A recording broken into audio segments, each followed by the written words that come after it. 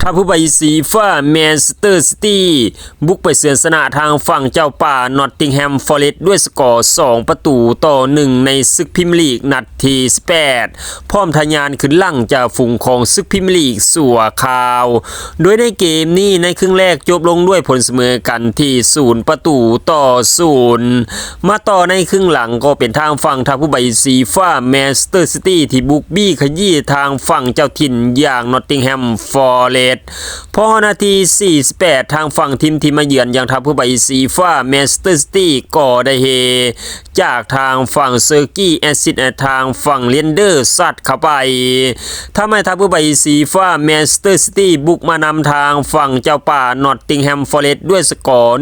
1-0ในนาที48แต่พวกเขาดีใจได้เพียง6นาทีทางฝั่งเจ้าถิ่นก็ตามตีเสมอจากทางฝั่งอีกอร์เยซุสแอซิดในทางฝั่งฮัสซินสันซัดเข้าไปทำให้ทางฝั่งเจ้าป่านอตติงแฮมฟอเรสต์ตามตีเสมอทางฝั่งทัพผู้ใบสีฟ้าแมนเชสเตอร์ซิตี้ด้วยสกอร์1-1ในนาที54โอ้โหสุดๆจริงๆทางฝั่งฮัสซินสันในลูกนี้หลังจากนั้นทางฝั่งทัพผู้ใบสีฟ้าแมนเชสเตอร์ซิตี้ก็บุกบี้ขยี้ทางฝั่งเจ้าถิ่นหวังได้ประตูออกนำอีกครั้งพอนาที83ทางฝั่งทัพผู้ใบสีฟ้าแมนเชสเตอร์ซิตี้ก็ได้เฮอีกครั้งจากทางฝั่งจอสโกกวาดิโอแอซิดในทางฝั่งเซอร์กี้ซัดเข้าไปทำให้ทัพผู้ใบสีฟ้าแมนเชสเตอร์ซิตี้ออกนำทางฝั่งเจ้าป่านอตติงแฮมฟอเรสต์อีกครั้งด้วยสกอร์2-1ในนาที83โอ้โหสุดๆจริงๆทางฝั่งเซอร์กี้ในเกมนี้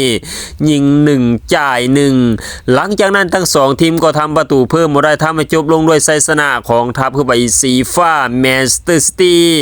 ที่บุกมาเอาชนะทางฝั่งเจ้าป่านอตติงแฮมฟอเรสต์ด้วยสกอร์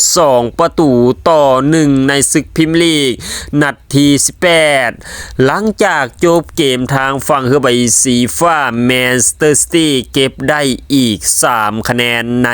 เกมนี้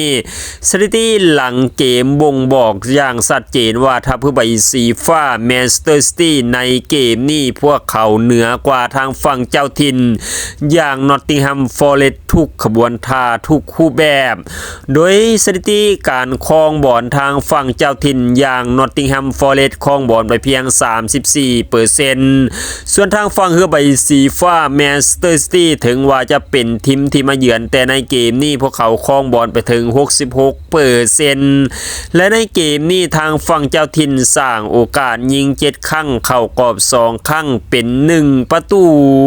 ส่วนทางฝั่งทีมที่มาเยือนอย่างทัพผู้ใบสีฟ้าแมนเชสเตอร์ซิตี้พวกเขาสร้างโอกาสยิงถึง16ครั้งโอ้โหเหนือกว่าทางฝั่งเจ้าถิ่นอย่างเห็นและในเกมนี้พวกเขายังยิงเข้ากรอบ5ครั้งและเป็น2ประตูหลังจากจบเกมที่ทางฝั่งผู้ใบสีฟ้าแมนเชสเตอร์ซิตี้ที่สามารถเก็บได้3คะแนนเต็มในเกมนี้ทำให้พวกเขาทะยานขึ้นลั่งจากฝูงของศึกพรีเมียร์ลีกมี40คะแนนมีลูกได้เสียบวกอยู่26ซึ่งพวกเขานำทางฝั่งปืนใหญ่อาร์เซนอลอยู่1คะแนนแต่ว่าพวกเขาแข่งมากกว่า1นัดส่วนทางฝั่งเจ้าป่านอตติงแฮมฟอเรสต์ในเวลานี้ลั่งอยู่ในอันดับที่17ของตารางศึกพรีเมียร์ลีกมีเพียง18คะแนนมีลูกได้เสียติดลบอยู่10